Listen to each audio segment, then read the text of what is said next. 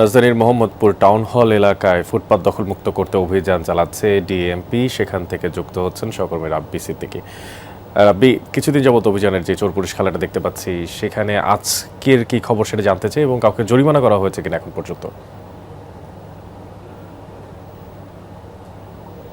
আসলে এখন পর্যন্ত মানে জরিমানার কোনো বিষয় এখন পর্যন্ত আমরা দেখতে পাচ্ছি না, যদিও এখানে ডিএমপির ম্যাজিস্ট্রেটের নেতৃত্বে এই অভিযান হচ্ছে। সেই সাথে আছে ট্রাফিক পুলিশের ঊর্ধ্বতন কর্মকর্তারা।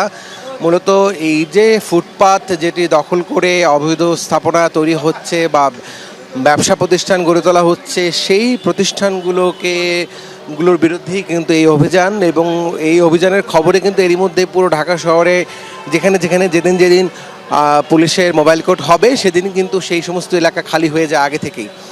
আজকে আমরা দেখতে পাচ্ছি যে মোহাম্মদপুরের টাউন হল, বস্তিলা এই এলাকায় মোবাইল কোর্ট পরিচালিত হচ্ছে, এবং সেই খবরে আমরা দেখছি যে পুরো এলাকা পরিষ্কার হয়ে গেছে। আমরা একটু ট্রাফিকের যিনি আছেন তার বক্তব্য শোনার চেষ্টা করছি। এই কাজটিতে আমাদের একার পক্ষে এটি মেনটেন করা সম্ভব না। এটা যদি আইন শৃঙ্খলা রক্ষাকারী বাহিনীর সদস্যরা, আমার ট্রাফিক পুলিশ, সর্বোপরি এই এলাকার যারা বাসিন্দা, তারা এই জিনিসকে কিন্তু যেন সাস্টেইন করে, সে ব্যাপারে তাদেরকে কিন্তু কাজ করতে হবে। আমরা এরকমও দেখেছি আপনাদের অভিযানের টিম একদিক দিয়ে চলে যাচ্ছে, আপনাদের পিছন দিয়ে আবার তারা ফুটপাত দখল করে ব্যবসা শুরু করছে। এই বিষয়টা কিভাবে কি করছেন? এটি বাস্তবতা। আমরা যেটি করছি, আমাদের উদ্দেশ্য ভালো, আমরা আমাদের তরফ থেকে ট্রাই করছি।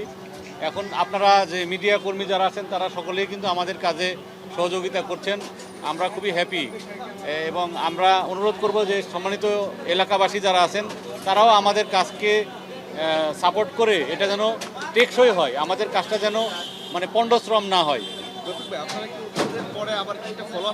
হ্যাঁ, আমরা আমাদের যে এলাকায় যারা মোতায়েন থাকেন, ট্রাফিক পুলিশের, ক্রাইম ডিভিশনের, তাদের মাধ্যমে আমরা তদারকি করছি যেন যাদেরকে আমরা উঠিয়ে দিচ্ছি, যে রাস্তার উপরে দোকান এক্সটেন্ড করেছেন অথবা রাস্তাটা জবরদখল করে নিয়েছেন, তাদেরকে আমরা সরিয়ে দিয়েছি, কিন্তু আবারও ওনারা চেষ্টা করছেন বসার জন্য।